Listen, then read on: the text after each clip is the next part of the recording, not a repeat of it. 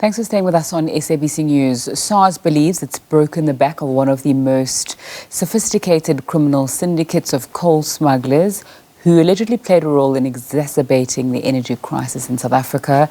Earlier today, the Revenue Service led an inter-governmental search and seizure operation across 5 provinces targeting the alleged coal smugglers and their related entities in Gauteng, Mpumalanga, KwaZulu-Natal, the Free State and Limpopo.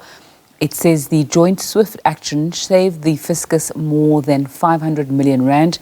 Let's get more on this with SABC News economics reporter Katlego. Lekgodi, Katlego, very good afternoon to you. Just take us through what happened. Good afternoon, Nzinga, and to our viewers at home. So today, bright and early, just descending on the city of Tshwane in Pretoria. This is where SARS and the police were carrying out their operation. So just a statement released by SARS, just giving us a sense that they are actually clamping down on a coal syndicate that has been operating in 5 of these provinces. So here we're talking about Limpopo, Mpumalanga, Free State, Northern Cape, and here in Gauteng. And we're seeing just customs and members of the SARS unit and the police just going down to the ground to try and just do this seizure operation where they're just trying to collect evidence here as they try to get to the bottom of these syndicates. So we know very well as well that this has to do with coal, and just in the midst of load shedding as we speak right now, often you hear people saying that, or even Eskom itself saying that coal is at the center of some of the challenges that they're experiencing at these power stations. So here we're seeing SARS just talking about a violation of tax matters. They're investigating fraud as well, and they're talking about just ensuring that Eskom gets the best out of the coal deals that it does with some of these companies. We're hearing that there were diversions as well in terms of the coals that were meant to go to these power stations, which is why then SARS saw it fit to investigate because we are in the midst of this load shedding affecting the economy badly. Katlego, it's interesting that you gave us some insight into what's happening, because I'm always interested in knowing what's the actual thing that's happening. So you're saying diversion, someone is meant to take coal to one place to make sure that we've got enough power and they take it somewhere else. Do we have more insight into how these syndicates work? So the statement that it was released by SARS just gives us a sense of how then you would see a deal struck with these companies between Eskom and these particular coal manufacturers.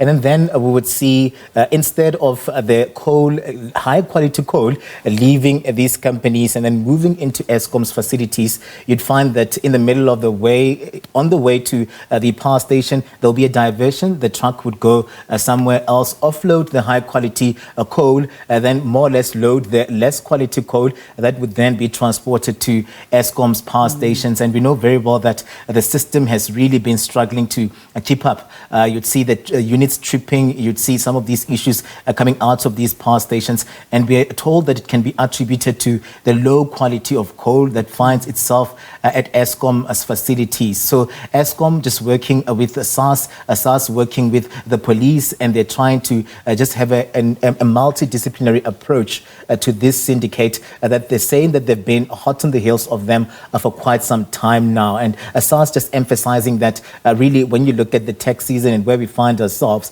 there've been a lot of them just doing the work to pursue some of these people that are in violation.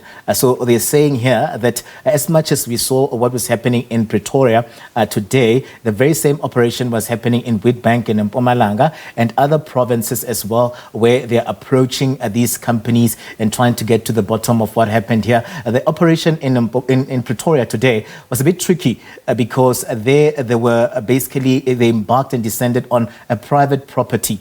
And this is a private property that we are told is linked to one of the people that form part of the syndicates here. So more or less when you looked at how things were carried out, we would go out with the SIU most of the time as the media, we would see the boxes being offloaded and all of those things. So today it was a bit different. So they basically were limited in terms of what we can shoot, what we can show you, and the likes, but also emphasizing the fact that this is still an investigation, and we'll see how then it leads to the arrest, prosecution, and the likes in terms of dealing with this syndicate, the coal syndicate operating in 5 of these provinces. It seems that the SIU is making a lot of quite high public investigations and pursuing lots of leads. Katlego, anything else before we wrap up in terms of that investigation and what happened earlier today? What we know as well, just coming out of this investigation, is that they're going to be following the money as well. And they also, one thing that came out that was strong was the fact that also former SARS employees are implicated in this particular syndicate. So you see them saying that as much as we are pursuing these companies that are accused of wrongdoing, we also are pursuing people within, ESCOM that would allow some of these, syndicates to find their way through the systems of the power utility. And they're saying as well that, they're also going to be looking into also those that are operating within ESCOM as we speak right now, in terms of extending their investigations to get to the bottom of what has been happening. But hopefully this would lead to an end to load shedding. The economy has not been doing well where that is concerned, and a lot of industries are looking forward to just the work that is being done by investigators in bringing those that are involved in acts of corruption and the likes to book, so that we can get to the bottom of what's happening there at ESCOM where load shedding is concerned.